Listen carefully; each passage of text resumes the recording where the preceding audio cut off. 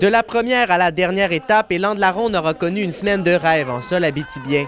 Après s'être installé en tête mardi avec une victoire lors de la première étape, le Français n'aura jamais regardé derrière par la suite. Forcément super content.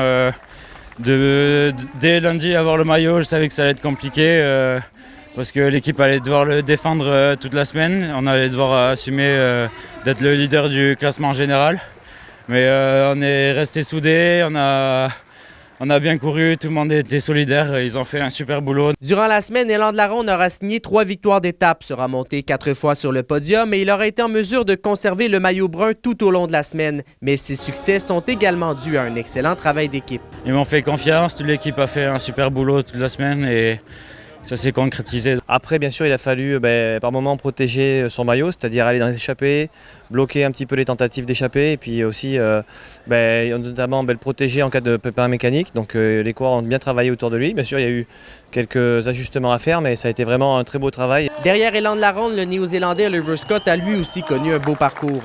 Après une victoire mercredi lors de la deuxième étape, le cycliste de North Star Development Racing aura été en mesure de consolider sa deuxième place avec une excellente course dimanche. It was a hard day out there. I think everyone had pretty bad legs and were just tired from the whole week. And we came into the circuit and I was planning on going off the front, but Alain from France went off the front and I bridged across to him and we were gone. We both pulled so hard and he's so strong and yeah, massive thanks to him for working so well with me. Notons lors de cette dernière étape le bel esprit sportif du Néo-Zélandais.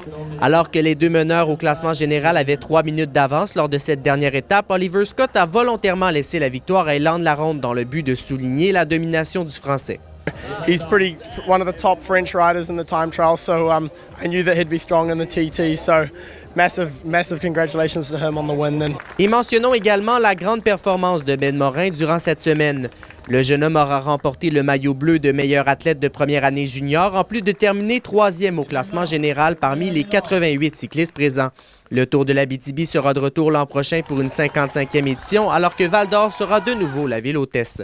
Alexis Dumont, RNC Nouvelles, à Val-d'Or.